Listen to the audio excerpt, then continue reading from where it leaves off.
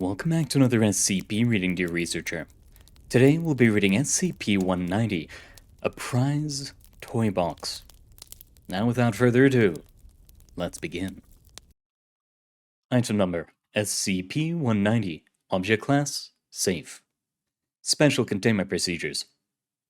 SCP-190 is kept in Security Locker 23 at Site-41.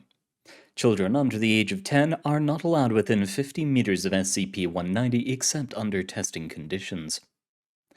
All personnel working at Site-41 are to be made aware of SCP-190's secondary effect and its innocuous nature.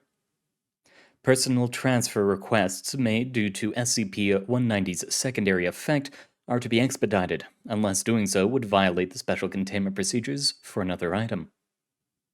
All individuals who have directly interacted with SCP-190 are to be monitored indefinitely for long-term side effects. Description: SCP-190 is a carved wooden box banded with iron, measuring 50 centimeters by 70 centimeters by 35 centimeters. The lid is carved with a representation of a large circus tent, with an open central panel, within which stands a figure dressed as a stereotypical ringmaster. The carvings on the sides consist of assorted animals, typically associated with circuses, including lions, tigers, bears, elephants, and horses. These carvings move at a maximum observed rate of approximately 5 millimeters per day, and time-lapse monitoring indicates that the depicted creatures appear to be acting in a non-violent play behavior with each other. When an individual, age 10 or older, opens the hinged lid, SCP-190 contains 17 marbles of assorted size and color, 2 sticks of lightly used green sidewalk chalk, and 1 deck of bicycle brand playing cards. These objects can be manipulated within the confines of SCP-190, but cannot be removed from it. Attempts to remove these objects encounter an otherwise undetectable impenetrable barrier stretching across the opening to the box. Individuals aged 10 or older who interact with SCP-190 or its contents typically report feelings of unease or discomfort until they cease interacting with them. When an individual under the age of 10 opens SCP-190, it will contain 1 to 5 toys or games intended for use by children. Observed objects include stuffed animals, rubber balls, yo-yos, dolls, blocks, and simple board games. These objects can be freely removed from SCP-190 by any prepubescent individual, although attempts by prepubescent or postpubescent encounter the same barrier described above. The objects typically possess a circus theme, depicting classic circus animals, venues, performers, and design schemes containing red, gold, white, stars, and/or the initials HF. Children in the appropriate age range express great pleasure and excitement when playing with SCP-190 or the objects it produces, regardless of prior attitudes regarding toys or games of that type. Children exhibit more energetic play behaviors than they normally do, as well as more physical activities such as somersaults, cartwheels, climbing nearby objects, and simple 1 to 2 object juggling. Most play behaviors include incidental elements of causing harm to other people, especially those older than themselves. All objects produced by SCP-190 are capable of causing extreme damage, regardless of their composition. Representative samples below. Objects produced by SCP-190 vanish if placed back within it and the lid is closed. Toy or game. Red and white striped rubber ball with a gold star on one end. Usage by child.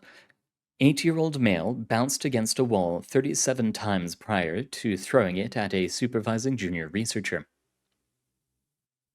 Result: The wall had noticeable shallow dents where it had been struck. The junior researcher suffered 2 cracked ribs and significant soft tissue bruising where she had been struck.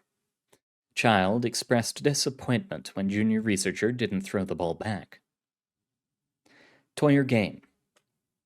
Stuffed elephant made of felt, measuring 35 centimeters in height, wearing a red and gold saddle with the initials HF embroidered on the sides.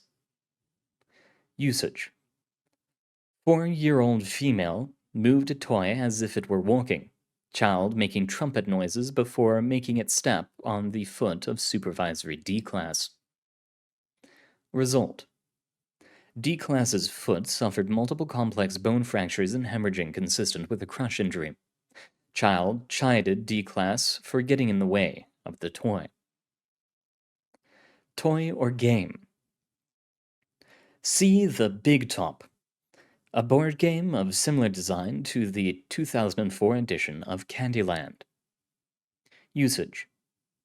6-year-old male begged supervisory D-Class to play game until D-Class was ordered to do so by researchers. Result. Child lost game and threw cards at D-Class in anger. D-Class suffered deep paper cuts to the face, hands, and forearms requiring multiple bandages. Child hugged D-Class after completion of game and asked if she would receive Batman adhesive bandages to make the boo-boos better. Toy or game. Tin container labeled Junior Clown Kit containing 30 grams or 1 ounce of clown white grease paint, 2 red jumbo makeup pencils, 2 yellow or gold makeup pencils, small hand mirror. Usage by child. 7-year-old female decorated own face and that of supervisory D-Class. Result. D-Class suffered mild chemical burns where makeup had made contact with skin and developed persistent allergy to lanolin. Child was unharmed. Toy or game. Lacquer finished red wooden rod resembling a miniature version of SCP-2024. Usage by child. 9-year-old female touched various furnishings around the room, including the supervising D-Class's arm. Result. D-Class's arm tied into a knot. Child commented on D-Class's improved physical appearance. After initial testing ceased following the determination of baseline properties, an additional property became apparent. If SCP-190 and its contents have not been used by a child under the age of 10 for 29.5 consecutive days, faint calliope music will be audible to all individuals within 50 meters of SCP-190. This music appears to act as a mild cognitohazard, wherein children under the age of 10 will seek out SCP-190 if they are aware of its existence. Long-term monitoring of individuals who interacted with SCP-190 as children revealed that they are approximately 4 times more likely than age peers to become performers once they are adults, either professionally or as a primary hobby. Typical examples include acrobats, magic or sleight of hand, animal training, and improvisational oratory and acting. Subjects do not otherwise display statistically significant behavioral anomalies. Yes, HF. This is one of the objects that connect to Herman Fuller's Circus of the Disquieting. Maybe we'll do a touch on that later on, and I think we've already done so before, but that will be for the future. Thank you very much for coming, dear researchers, and I hope you have a wonderful day out there.